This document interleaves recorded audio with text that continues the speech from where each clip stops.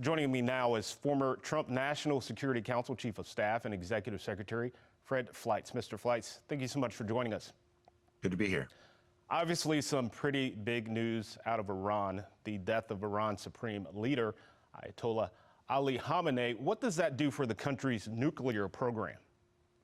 Well, it's a huge setback for this evil regime. It's an enormous shot in the arm for the opposition movement. And this is the leader who has stubbornly insisted that Iran will continue nuclear weapons-related activities, no matter how much diplomatic pressure the U.S. put on it. It's really a shame because Donald Trump wanted to make a deal with Iran.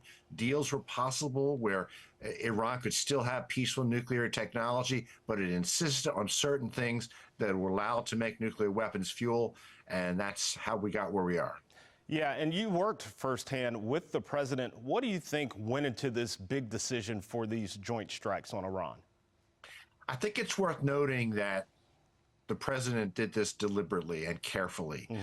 There were discussions after the massive violence that we saw by the regime against protesters in January when the president said help is on the way. He wanted to act. He wanted to act while the regime was weak. He gave them an opportunity for negotiations. But when they wouldn't negotiate, this plan that was carefully worked out with his military commanders and with Israel, that's when he carried it out. But I can tell you that until the very last minute, there was an opportunity for the regime to make a deal. Yeah, so there are some who point to the fact that the U.S. already struck Tehran back in June, going after their nuclear program, which, according to the president, was dismantled. So do you think there was that threat of rebuilding that led to this decision? Yes, it's worth noting that there was a ceasefire in June that the Israelis didn't want to go along with. President Trump insisted he wanted peace. He wanted to move on with peaceful relations with Iran. But since that time, the Iranian regime has been trying to rebuild its nuclear missile program.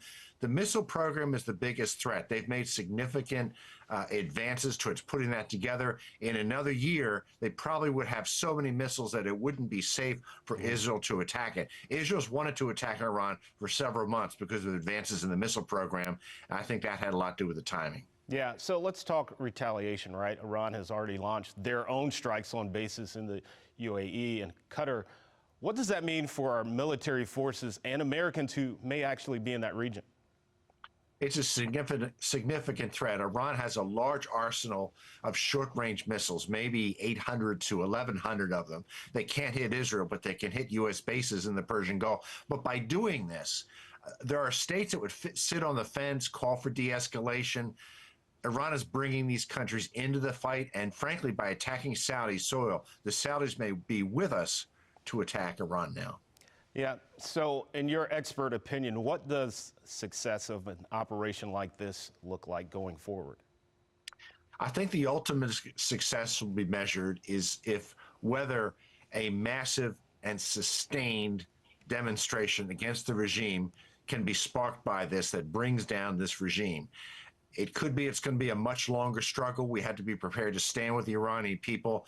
But I see many encouraging signs, especially protests before this began on college campuses in Iran. They were anticipating this happening. I think we're going to see some big demonstrations over the next week. Yeah, and I think the president has said that to the people of Iran, that the time is now to take back your country. What say you?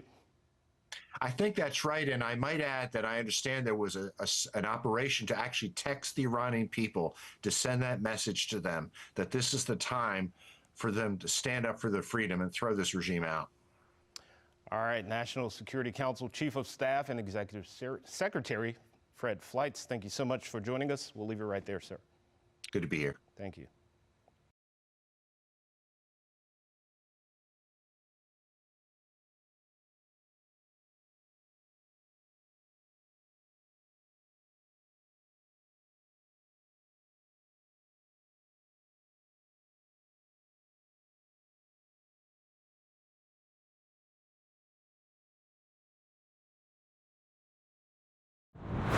I'm Vincent Hill. Thanks so much for watching. Don't forget to like this video and subscribe to our channel. Follow Fox Baltimore on social media for more videos just like this.